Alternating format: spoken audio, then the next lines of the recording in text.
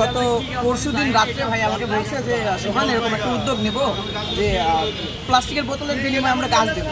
আমি বলি ভাই অবশ্যই খুব মহৎ একটা উদ্যোগ, যে আমাদের জীবননগরের জলাবদ্ধতার যে সমস্যা হচ্ছে সেই জলাবদ্ধতার সমস্যার মানে সিংহভাগ দায়ী এই প্লাস্টিকের বোতল।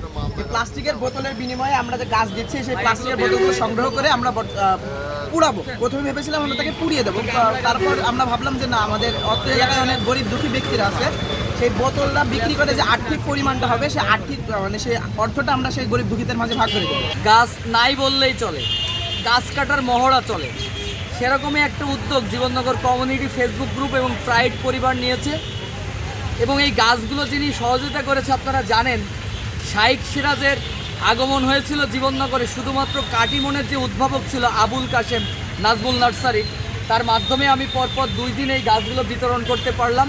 এবং এর একটা প্রতিপাদ্য বিষয় ছিল, আপনি আপনার বজ্র প্লাস্টিকের বোতল দিন, একটি করে গাছ লাগান, পরিবেশকে সুস্থ রাখেন এবং আপনি নিজে বাঁচুন, অন্যকে বাঁচাতে সাহায্য করেন। এবং জীবননগর পৌরসভার ড্রেনেজ যে ব্যবস্থা, সেই ড্রেনেজ ব্যবস্থায় আমরা পৌরসভাকে দোষারোপ করি, কিন্তু আসলে পৌরসভাকে দোষারোপ করে লাভ নাই।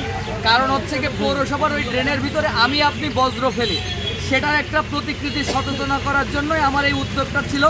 আশা করি ভবিষ্যতেও এরকম ভালো কাজের সাথে থাকতে চাই। আপনারা দোয়া করলে, আপনারা পাশে থাকলে আমি এই কাজগুলো করে যাব ইনশাল্লাহ। সাংবাদিক ভাই যারা রয়েছেন, দয়া করে এই জিনিসগুলো তুলে ধরবেন, ভালো কাজগুলো তুলে ধরবেন, জীবননগরকে রিপ্রেজেন্ট করবেন। কারণ জীবননগরকে ধারক এবং বাহক হিসেবে আমি আপনি আছি, জীবননগর না থাকলে আমি আপনি থাকবো না, এটুকুই আপনাদের কাছে চাও।